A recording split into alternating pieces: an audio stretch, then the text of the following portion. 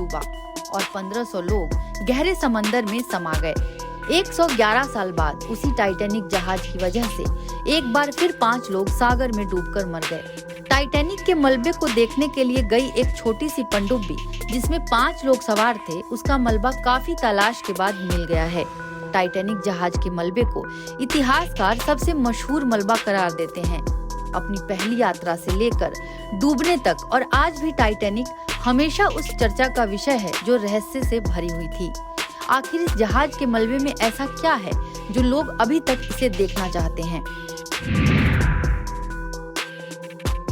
हाल के कुछ दशकों में टाइटैनिक जहाज की कलाकृतियों को फिर से हासिल करने के लिए और जहाज के मलबे पर नजर रखने के लिए अटलांटिक महासागर में कई लोग राउंड लगा चुके हैं। इन हाई प्रोफाइल सी विजिट्स ने कई उपन्यासों, नाटकों, टीवी शो और फिल्मों को प्रेरणा दी है। सिरेक्यूज यूनिवर्सिटी में Blair centre for television and popular culture के संस्थापक निदेशक रॉबर्ट थॉमसन के मुताबिक टाइटैनिक मूल रूप से उस रात से ही लोकप्रिय है जिस रात को यह ग्लेशियर से टकराकर डूब गया था। टाइटैनिक का मलबा उत्तरी अटलांटिक महासागर में न्यू फाउंडलैंड, कनाडा के तट से करीब 600 किलोमीटर दूर है। 15 अप्रैल 1912 को अटलांटिक में एक ग्लेशियर के टकराने से टाइटैनिक जहाज इसमें ही समा गया था। इसके टकराने के बाद ही एक साइलेंट फिल्म को रिलीज कर दिया गया था। टाइटैनिक जहाज पर हाई सोसाइटी के पैसेंजर्स का होना, उस समय जहाज की असाधारण स्पीड, उच्च मृत्यु दर और कभी न डूब सकने की अकल्पनीय दावे की वजह से यह आज तक रहस्य का विषय बनी है। थॉमसन की माने तो अगर सड़क पर भी बाकी जहाजों के बारे में बात होती है तो लोगों को बस टाइटैनिक ही याद आता है। द ओशियन फाउंडेशन के सीनियर फेलो ओले वर्मर के अनुसार टाइटैनिक आज तक मशहूर है। इसका एक कारण यह भी है कि इसके डूबने की खबर तेजी से फैली थी। वर्मर के मुताबिक टाइटैनिक का डूबना टेलीग्राफ सेवाओं सा था। मार्कोनी वायरलेस टाइटैनिक पर ही था। उन्होंने कहा कि यह शायद पहला हादसा था जिसमें बड़ी संख्या में लोग मारे गए थे। उनमें से कई प्रसिद्ध और अमीर थे और यह खबर टेलीग्राफ के कारण दुनिया भर में फैल गई।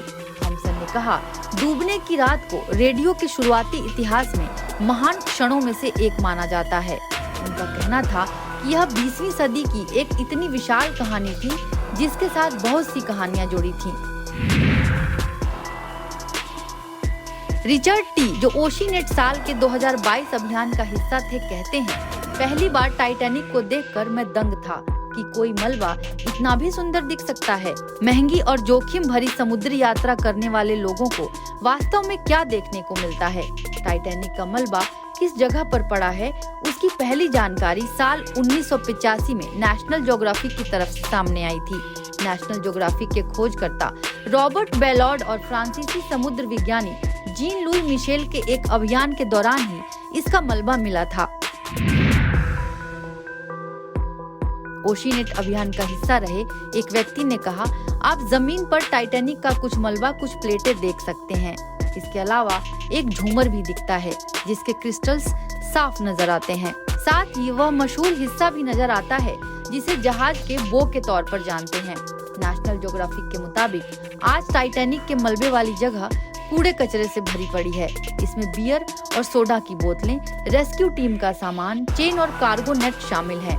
विजिटर्स ने इस जगह को फ्लास्क यानी पट्टिकाओं और स्मारकों से भर दिया है। NBT ऑनलाइन की रिपोर्ट।